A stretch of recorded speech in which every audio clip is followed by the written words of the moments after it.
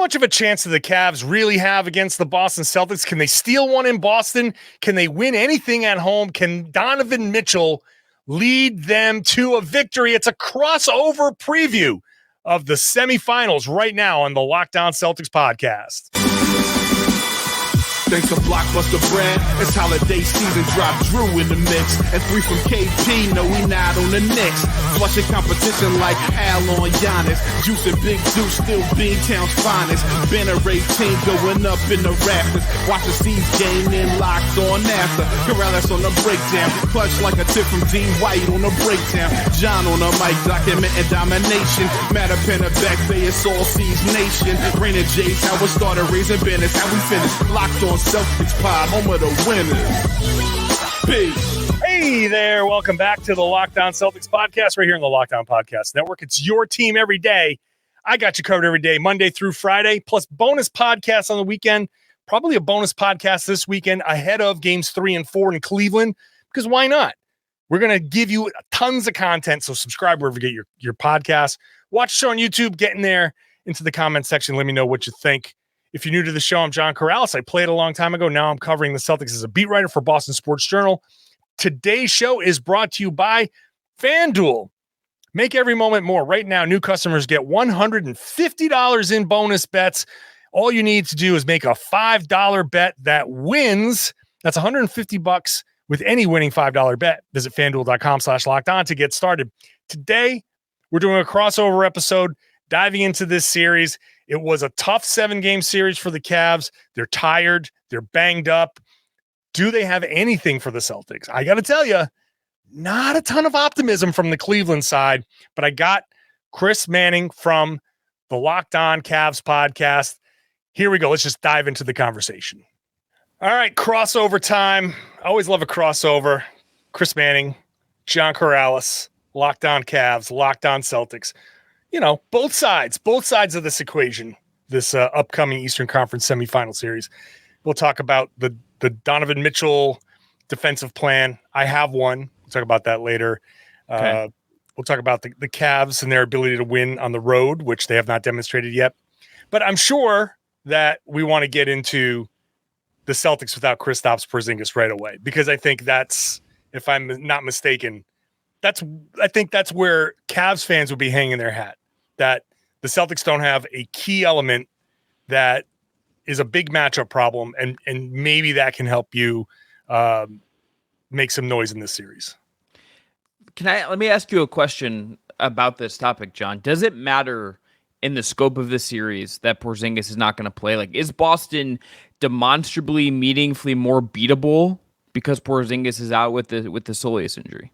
Not in this series. It matters in other series, but I don't think it matters in this series. There's, in fact, there can be an argument made that maybe Porzingis actually, this is pure Boston spin, but with Al Horford as a floor spacer, exclusively floor spacer, you're forcing, and I don't know what Jarrett Allen's availability is going to be, but maybe, I don't know how Evan Mobley, what configuration they have to defend and where they put Mobley, but Al Horford's going to space the floor. Somebody is going to get pulled away from the rim. And if you do get Jarrett Allen back, then that's going to mean he's probably the guy who gets pulled away from the rim. And so I feel like with Porzingis, without Porzingis, it's not going to matter a whole lot for what Boston does, because they can run all different kinds of offense. They're very versatile, and they don't run everything through him. So it would have hurt more against a like Miami.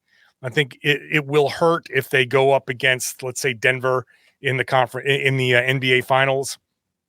I don't see it hurting as much against the Cavs. Yeah, I agree. I think Boston can win the NBA championship. Can't win the NBA championship, without Porzingis healthy and playing well. They can beat Cleveland, I think, without Porzingis. The Allen part of it is like the interesting part of this, because John, I have like a hard time knowing what to expect with the Cavs without him to some degree, because we just saw a series where I I don't know what to make of that team after watching them play 7 games against the Magic, which in itself is kind of a weird place to be for a team in the playoffs.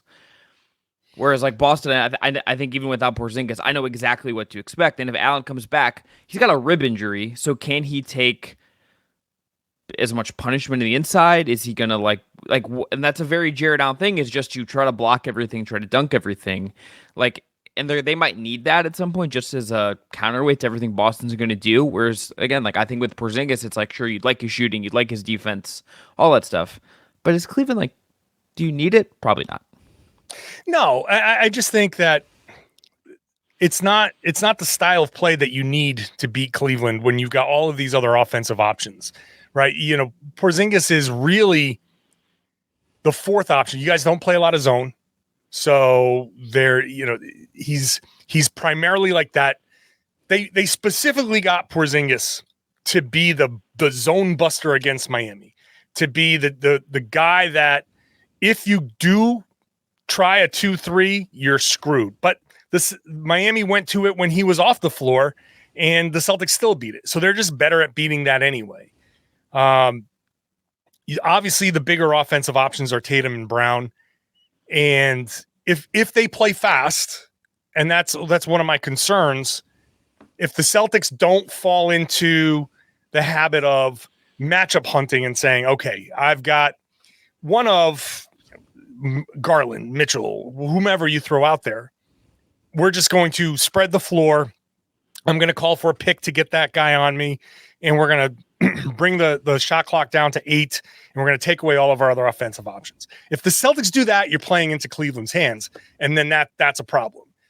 But if Boston plays the way they should, they play fast, they move the ball, you're ultimately going to open up some driving lanes, some passing lanes, some shooting opportunities, and that's with or without Porzingis. I don't think he's the driver of any of that. Well, let me ask this as thinking about the Celtics team versus maybe the past couple of years and what maybe this season has taught you, John, about them, whether it's Porzingis or not. I would have said the way to maybe beat Boston the last couple of years is get them out of their stuff, and when they kind of lean into their bad habits, and they're more beatable, all of that stuff. What is it about this team this year that makes them maybe not as inclined to go down that road? Obviously, the Miami game they lost. That wasn't about Boston not doing Boston stuff to me. That was Miami just shot absurdly well from 3, and that happens sometimes, right? So why is Boston different this year versus years past? So I will throw in that game. Why Miami had that crazy outlier shooting performance is partly because Boston did fall back into some of those habits. They didn't respect their opponent 100%, and so they didn't close out hard, and they let some guys get going, and that kind of opened up the water, and they could never shut it off. But the difference this year is that the Celtics don't do that all the time. They don't kind of stay in their own way. It's not that they don't make mistakes, it's that they recover from their mistakes pretty quickly, and I don't think they let those little lapses linger. Aside from the last time the Celtics and Cavs played where Dean Wade was touched by God, the Celtics can generally hold off a collapse, right? They will blow a lead, but they'll come back, and they have this great record in clutch time. And the argument from Boston fans is, well, you should have never gotten to that many clutch time games. But the argument from people like me is, okay, yes, but they did, and they held on. They were able to kind of get out of what it was, the spiral. And so that I don't think they do that as much anymore. In the Miami series, okay, game 2, I think they were baited into some individual stuff. Tatum and Brown were kind of tricked into, hey, I'm just going to do this all myself. And they did fall into the bad habit of, well, superstars are supposed to play big in these series, but the way this team is built, that's not where Boston's best success is. They got out of that in games 3, 4, and 5. They moved the ball well. All of a sudden, Derek White became, a like Grant Hill. He all of a sudden, these other guys stepped up. Porzingis had a big game before he got hurt. The strength in Boston and why they're able to go on these huge runs is not because Tatum and Brown do these things. It's because they draw the attention, and other guys are very capable of taking big advantage of that. And if Boston, if Tatum and Brown don't do that and they play that team basketball, if they maintain that maturity, they maintain that poise, something that was missing in the past couple of seasons. If they maintain that, then it's really hell on an opposing defense because you have to sell out to stop something. Yeah. And Tatum, especially Brown, has gotten a lot better at this. They will accept, oh, you're selling out to stop me? No problem. I accept your double team. Now we're playing 4-on-3 with the other one of the two stars, and they just happen to have Derek White, Drew Holiday, and now Al Horford as the other three to play 4-on-3. So that's the biggest difference. Yeah, the last thing I would say here is the way the Cavs match up defensively versus Boston, I think will be really interesting, especially if there's no Allen. With Allen, it's a little cleaner. It's, Evan Mobley's probably defending Tatum at some point, or maybe he's on the least, maybe he's on Drew Holiday and he tries to muck up the paint in that way and they just try to funnel shots to Drew Holiday's way. I could see that. And then Allen's obviously protecting the rim, but if there's no Allen or Allen is compromised and it can't give you as much or whatever that looks like, that's a whole other question to me, John, because I think you could have a world where, okay, Mobley's got to defend the paint. Who are you are they going to try to start, which they did in game 6, started Marcus Morris just for size? That you're already kind of screwed there. Okoro, I love. He did a really commendable job on Banchero in game 7, but he's a little small to defend Tatum or Brown. He just is 2 more inches would be great for him in that matchup. Mm-hmm. They don't have the great options to defend the wings, and also they have to defend the big guards as well. There's a lot on the Cavs. As good as the Cavs can be and have been defensively times, I think there's a lot of pressure on their plate to just even match up in a logical way defensively with Boston, and much less get them out of their stuff and get them out of any sort of rhythm. Yeah, which makes me think that it's going to be hard. This is going to be a tough series. I don't want to sound like when I say stuff like this, I know Miami Heat fans tend to call me arrogant. But I'll text Wes Goldberg, our buddy, and be like, Wes, can you stop being mean to John? Thank you. Yeah. Can the Cavs win on the road? It's going to be, I think, less about the Cavs and more about the Celtics. Why don't we talk about that when we come back? Yes, and I will dunk on the Cavs for 2 minutes, and you can just sit back and we'll see how I cook with that. Today's episode is brought to you by our friends at BetterHelp. Therapy can be a great tool. I'm a longtime therapy goer. It's made a big difference in my life. And look, sometimes we all need the opportunity to get something off our chest, big or small. Certain things can be really hard and get to you. It's important to let that out, especially to someone who's unbiased in your life. So today, I want to say how I really feel about something. You might even be thinking the same thing this week. And John, this one's really for me and you as people that go to the arena and cover games. Can the NBA start games on time? No. Can we? If it's 7 o'clock. If it's 7 o'clock, can we start at 7? If you're gonna say if it's really 7:08, tell me 7:08. I want some honesty up front in my relationship with the NBA. That's all I'm asking. No, the NBA is just not going to be honest with us. It's gonna, and it drives a lot of people just up a wall for sure. Me especially. Me too. I'm sitting there at the arenas. I'm sitting there okay, I got out here. I'm set up. I'm ready to go. There's still 10 minutes on the clock. All right. Yeah, I guess we got to do that. But therapy can be different for everyone. Most of us have bigger problems than our favorite sports team and games starting on time, and it's important to get things off our chest every once in a while. If you're thinking of starting therapy, give BetterHelp a try. It's entirely online, designed to be flexible and suited to your schedule. Visit BetterHelp.com/LockedOnNBA to get 10% off your first month. That's BetterHelp, HELP.com/LockedOnNBA. And I want to invite everybody to make sure they're watching Lockdown Sports Today, streaming 24/7 on YouTube. It's on the Amazon Fire TV channels app. Real talk, real conversation, not fake screaming and yelling at each other. So that's the number one reason. Put it on. Lockdown Sports Today. Just leave it on in the background. Stream it all day. Okay. Game 1, Tuesday night in Boston. Game 2, Thursday night. Both 7 o'clock, quote unquote. Tips. I know the plan is you want to come in, you want to steal one, you want to get one in Boston. What do you think the Cavs can do? How do the Cavs win a game against the Celtics? I want to just start by noting that I don't think there's anything the Cavs did in the previous series that would make me confident they can win a road playoff game. If Orlando is Orlando, like it's not Boston. It seemed like a great environment.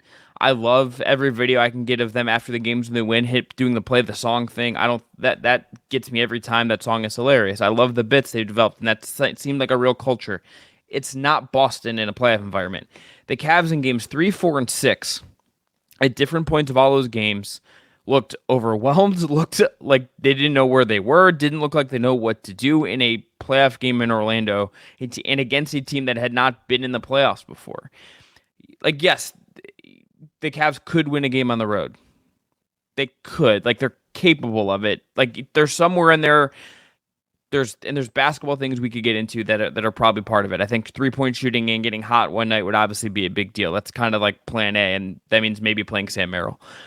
But I don't think, John, there's anything in the way the Cavs carried themselves in round one, paired with the fact that Boston was including its regular season and playoffs, 39-5 at home this season. That crowd's going to be dialed in. I think the Cavs' chances of winning a game on the road are slim. I think they're fighting a massive uphill battle just on a lot of different fronts here. If they are shook at all by a playoff atmosphere in Orlando, I hate to break it to Cavs fans that the Boston Garden is going to be different from, like, not just when the ball goes up at 7-0 whatever time it is. It's the amount of people that are there early, just the buzz in the building. It is a different kind of atmosphere. And I know these guys have played there before. They've seen the parquet. They've seen the banners. It's not like that's any surprise. But the playoff vibe is different. And the Celtics have had almost a week off.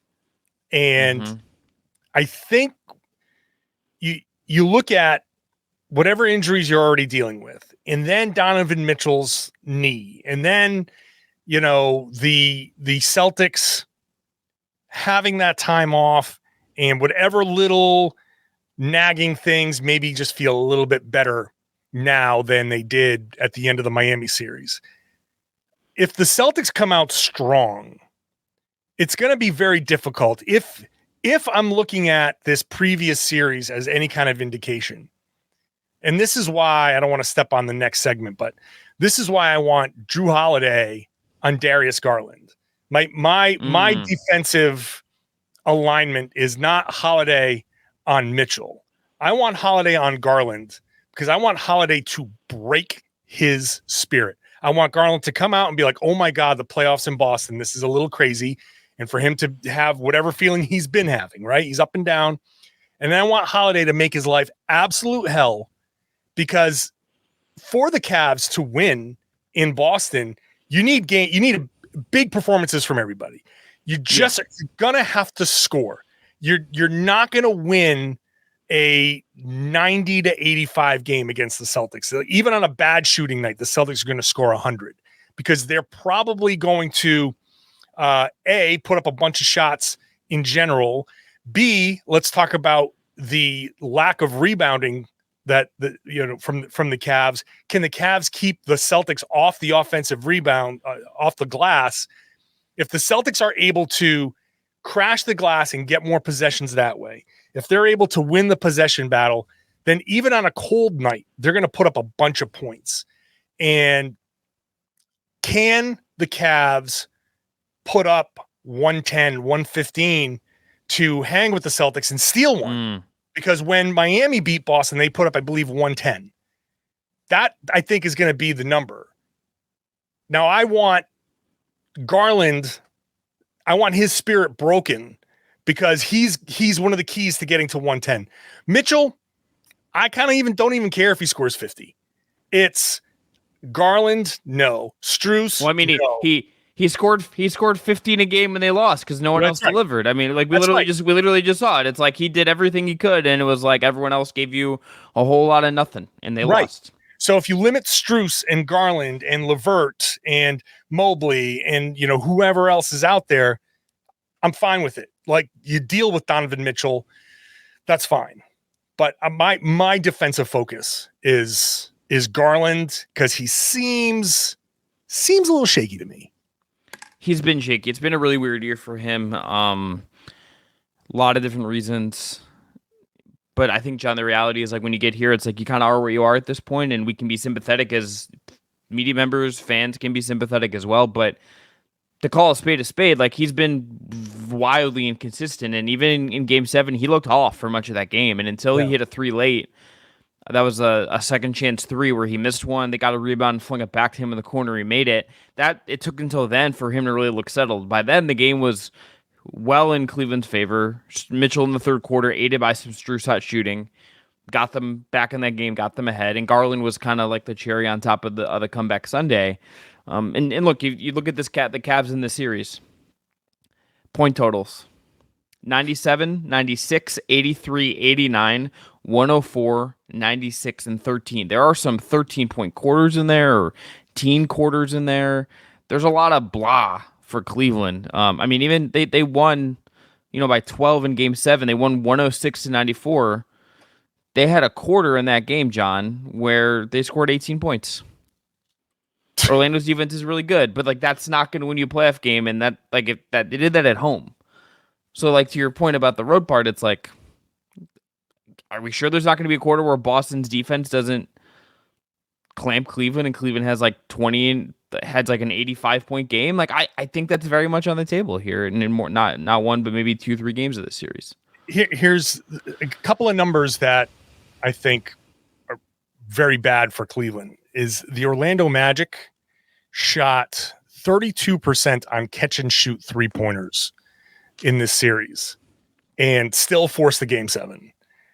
Boston shot 41.2% on catch and shoot 3-pointers in their 5 games.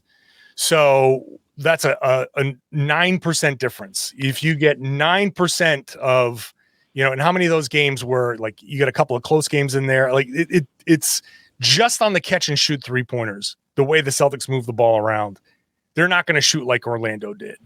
And, you look at the wide open numbers, like, okay, Paolo Banchero shot 41%, but you got guys like Ingles shooting 33%.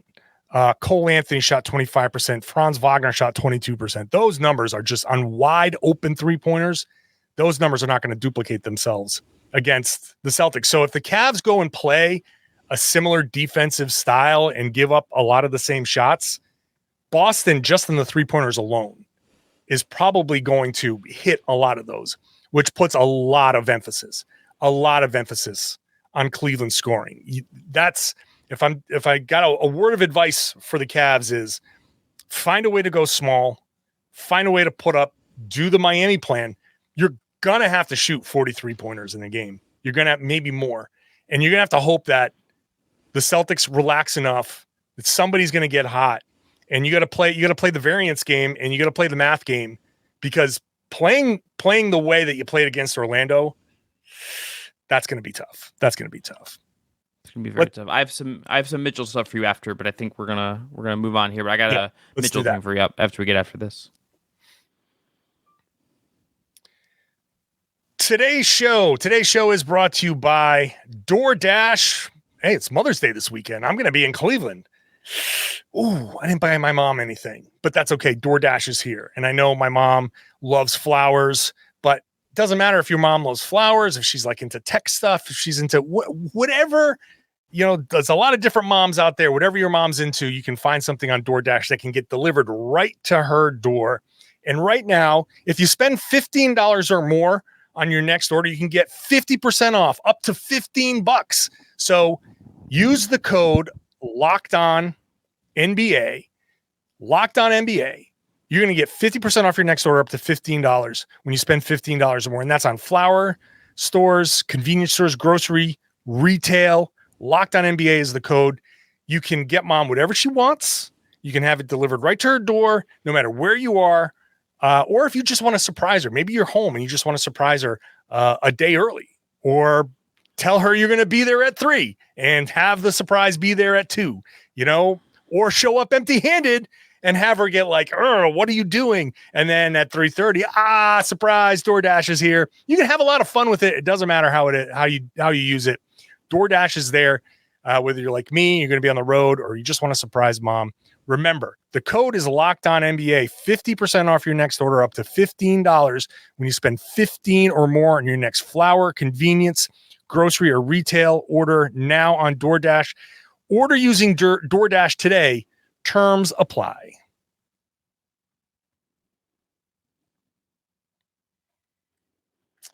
So Donovan Mitchell. Mm-hmm. So Celtics and against go ahead. No, I'm going to say, please. The Celtics are. I don't think the question here is how they stop Mitchell. It's how do you limit him instead of 50 and not the assist. Like if you can keep him to 30 or less, fine. Because I have no confidence in Cavs scoring 70 from everybody else. So it's not about stopping him. It's about limiting him and limiting his efficiency. That's my take on Donovan. Yeah, and look, the 2 regular season games this year that he played against Boston, both Boston wins.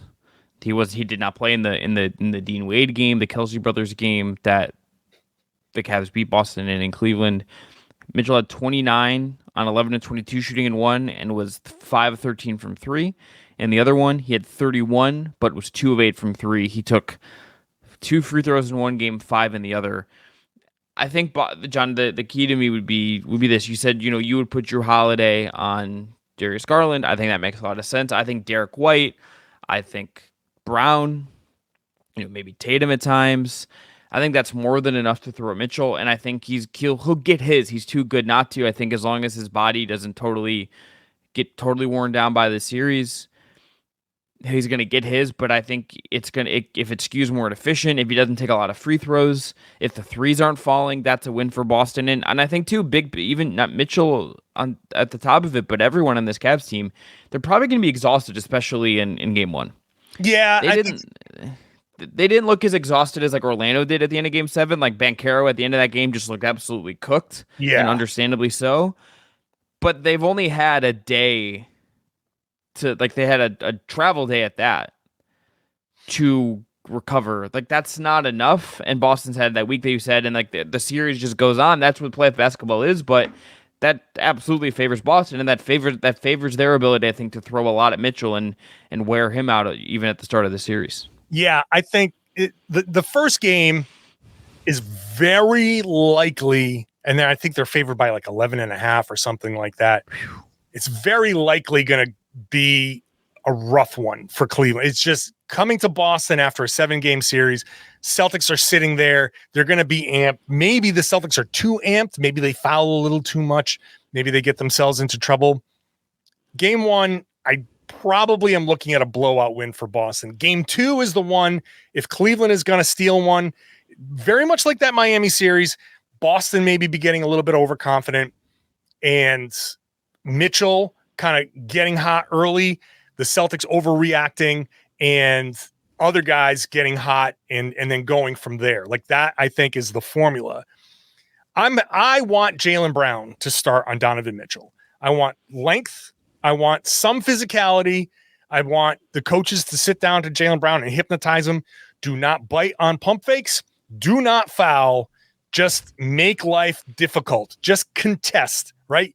Wait for him to go up. You're taller. You're athletic. You can still challenge the shot, but don't foul. Don't bite for fakes. And there's going to be help, right? So if I have knowing that there's always switching, right? So this is not going to be like how it's always going to go. Brown on Mitchell, Drew on Garland, Derek White on Strus, and then what do you start? You're starting Morris, so like Horford on Morris. So Okoro got the game 7 was Mitchell, Garland, Okoro, Strus, and Mobley. So it'd be those. I think it would be those 5, but I could see. Oh, I mean, was it Allen plays? Like obviously that way he would start, but I don't know. I think you could see different things during the course of the series. It would be my guess. I would still I might put, if Okoro starts, I might put Tatum on Okoro and Horford on Mobley, just so Tatum can help and roam. He's still got that size, but he just a little bit, because of the youth, can get from side to side a little bit more quickly. Whoever is in on Okoro can roam. Maybe what you do is you put Tatum on Strus, White on Garland, same kind of idea, make his life hell, and Holiday is the roamer off of Okoro, because you're just going to dare him to shoot. Yep. And so maybe that's the way to go, because not only do I want length on Mitchell, I want to shut down all the other guys on the other side. I want to take Jaylen Brown's freelancing out of the equation.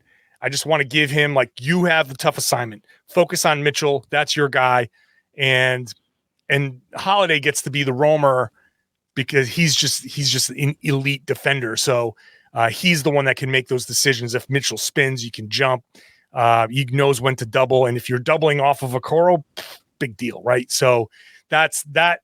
If Okoro starts, that's my configuration. If Allen starts, then Tatum on Mobley and Horford on Allen, or Horford on Morris if Morris gets the start. But that's my plan. You want to make some picks? Let's make some picks. Do you want to go first? Yeah, Celtics in 5. This is not a hard pick. Boston's better. Boston is better. They're deeper. They have the best players. They are less tired.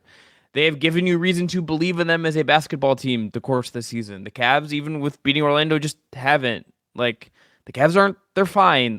Congratulations to them. They won a playoff series. They needed to do it after last year.